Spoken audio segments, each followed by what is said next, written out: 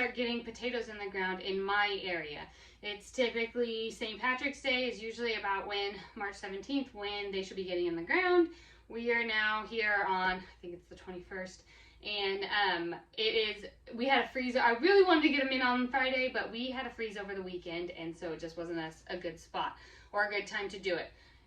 Potatoes are very hardy, and they can handle some of that different weather. That's why it's okay to put them in right now. But we had some really hard freezes, and I didn't want them to be brand new. I mean, like within a day of putting them in the ground. So I'm going to take you along and show you how I plant my potatoes. I have a couple different varieties. These are actually potatoes that I planted last year that have been sprouting on my windowsill for, well, since I harvested them last year. They were just really tiny and too small. These ones I'm actually going to try a little experiment with since they were from my garden last year. I'm not going to cut these at all. I'm going to leave them whole. They're very tiny. You can see they already have their little eyes on. And so I have, I don't know, I have probably 30 little potatoes here. And I'm just going to leave them the way that they are and put them in the ground just like this.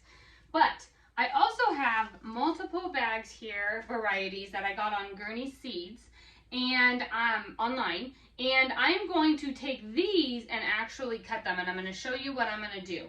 So I have a couple different varieties. I have some russet, I have some Yukon Gold, and I have some red potatoes. And I'm going to take one of them and show you how I'm going to prep them to bring them outside and get them ready to go.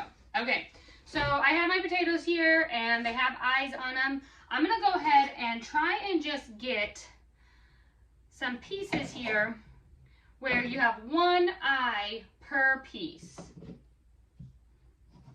Some of it works out that way and some doesn't. These ones have two because they're really close together.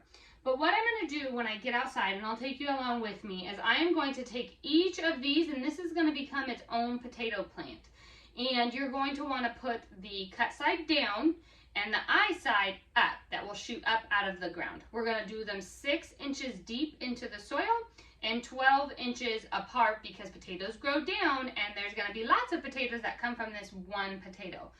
One thing that I'm going to do, and I did last year and it helped a ton, is I'm going to soak, or I guess dust, drop them in, coat each one of these in sulfur. This is just powdered sulfur I got at my local feed store. And I did this last year and it helped a ton. So this is going to help with black spot, mildew, any of the stuff that potatoes are known to get. And I'm going to go ahead and put this right in the ground with them. So I'll take each of these little cuttings, drop them in this bag, coat it, and put it in the ground. So the first thing I'm going to do is cut all of my seed potatoes and get them ready to go into the ground. Then we'll head out to the garden and we'll get these things planted.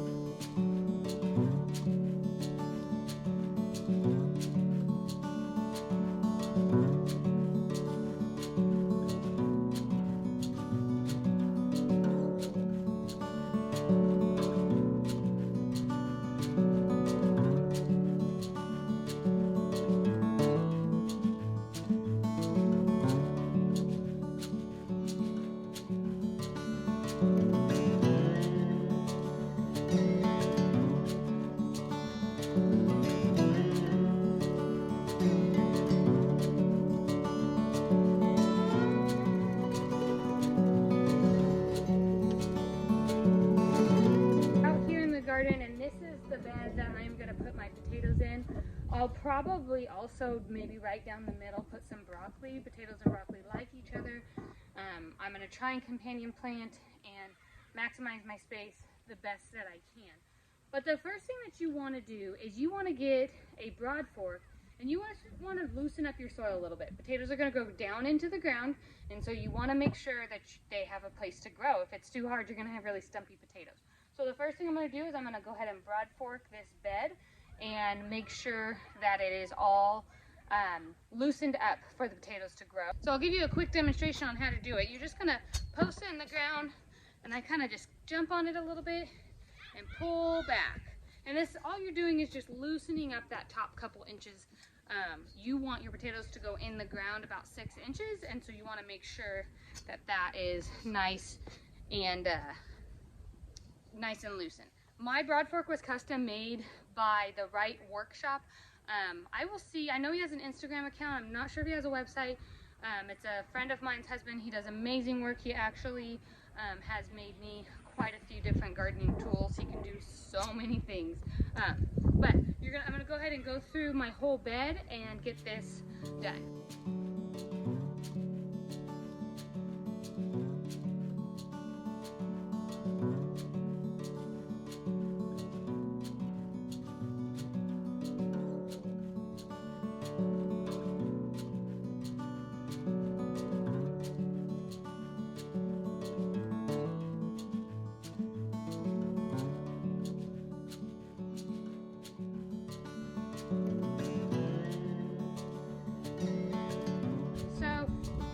My whole bed raked out, broad fork. Now it's time to get my potatoes planted. I didn't keep my potatoes separated by variety. It really doesn't matter to me. When I harvest, I'm going to harvest them all. I'm going to lay them out about 12 inches apart, and then I'm going to go ahead and dig a hole that is about 6 inches deep. I will coat each one of the potatoes in the sulfur and drop them in the hole, cut side down, the eye side up, and then cover them.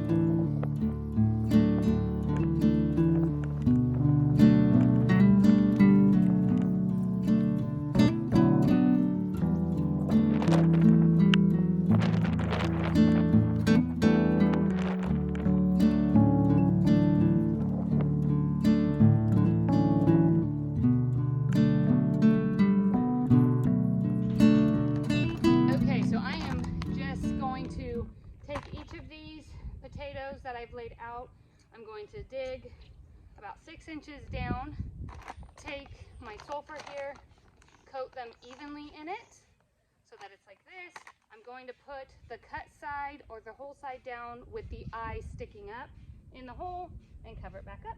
I'm gonna go ahead and go do all of these that way.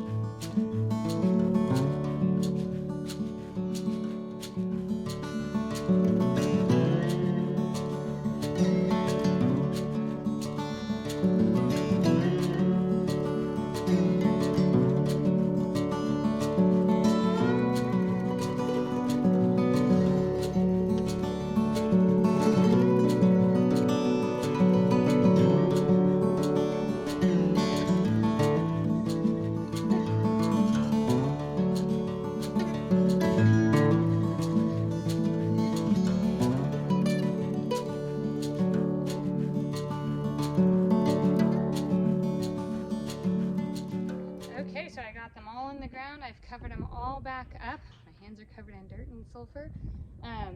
And now I am just actually going to let them be. I will water them if the soil gets damp. We're supposed to get rain the next couple days, so that'll be perfect to really get them nice and soaked in, and let them be until it's time to harvest them. So I hope this was helpful for you to see how to plant seed potatoes, and make sure to like and subscribe to the video. I send out one new video a week with gluten-free recipes, farm life, gardening life, homestead life, all of the things. If you jump on over to the blog, put in your email address, I send out 2 emails a week there with the same kind of content but in a blog format. I hope this was helpful for you, and go get your potatoes in the ground. We'll see you next time. Take care.